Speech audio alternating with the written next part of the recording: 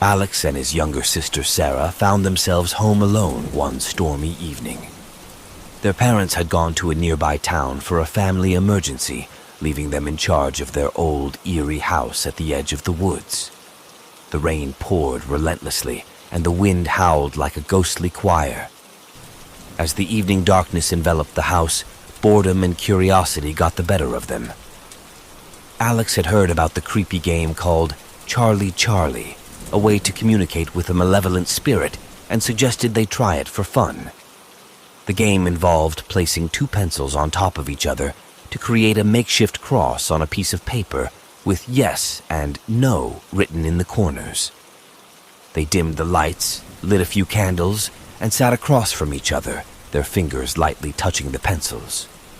They nervously chanted, "Charlie, Charlie, are you here?"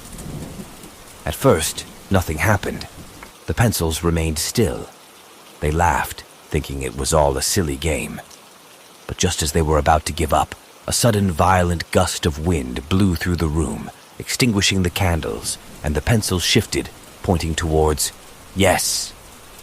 Fear gripped them as they realized something otherworldly was indeed present. They decided to ask another question. "Charlie, Charlie, can we stop now?" The pencils again moved, this time pointing at no. The room grew colder, and the atmosphere turned oppressive. They asked more questions, each answer more unsettling than the last. "Charlie, Charlie, do you want to hurt us?"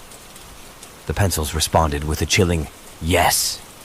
Terrified, they tried to end the game by saying, "Charlie, Charlie, we're done."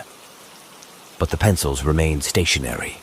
Panic surged as they repeated the phrase, each time with increasing desperation, yet the pencils refused to move. Then, a voice, cold as ice and filled with malice, emanated from the darkness. "You can't leave," it whispered. "You invited me, and now I'm here to stay." Alex and Sarah's hearts pounded as they realized they had unleashed something malevolent into their home. The room grew darker, and ghostly apparitions began to materialize. The siblings screamed, trying to escape, but the doors slammed shut, trapping them inside. They huddled together, praying for their parents to return. The sinister presence drew closer, its malevolent laughter echoing in their ears.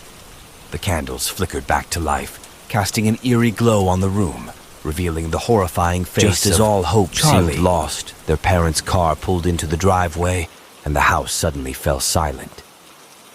The door swung open, and the malevolent force vanished as quickly as it had appeared. Alex and Sarah were never the same after that night. They knew they had played with forces beyond their comprehension, and they learned the hard way that some games should never be played, especially when home alone on a stormy night. It was a dark and stormy night, and I found myself alone at home. My parents had gone away for the weekend, leaving me in charge of the old creaky house nestled deep in the woods. Excitement and nervousness swirled within me as I prepared for a night of movies and popcorn. Little did I know that this night would become a haunting memory. Outside, the wind howled and rain tapped relentlessly against the windows, creating an unsettling atmosphere. Suddenly, the lights flickered and the TV screen went blank. I tried to call my parents, but my phone displayed no signal. With a growing sense of unease, I ascended the creaking stairs, each step echoing ominously in the eerie silence. The bedroom doors were all closed, except for one slightly ajar. I cautiously pushed it open to reveal an empty room, but an inexplicable chill ran down my spine. Descending back downstairs, I heard faint, whispering voices originating from the basement. Trembling, I grabbed a flashlight and descended into the darkness below. Shadows seemed to dance in the dim beam of light, and the whispers grew louder and more disconcerting. Suddenly, the flashlight died, plunging me into utter darkness. Panicked, I fumbled for my phone, its feeble light guiding my way back upstairs.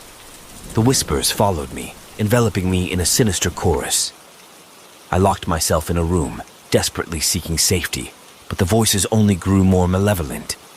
Desperation and fear took hold as I remembered an old family legend about the house being haunted by malevolent spirits. With a shaky voice, I began to speak softly, pleading for my safety. To my astonishment, the whispers ceased. But then, in the profound stillness, a ghostly figure materialized before me, its hollow eyes locking onto mine. My heart raced, and I was paralyzed with terror. The figure extended a spectral hand toward me, and just as our fingertips met, everything went eerily silent.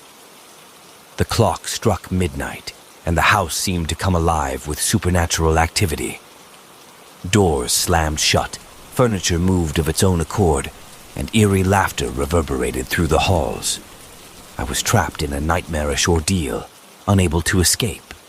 In a moment of desperation, I stumbled upon an old family photo album. Flipping through the pages, I saw unfamiliar faces, people who had lived in the house long ago, now seemingly trapped in a spectral dimension.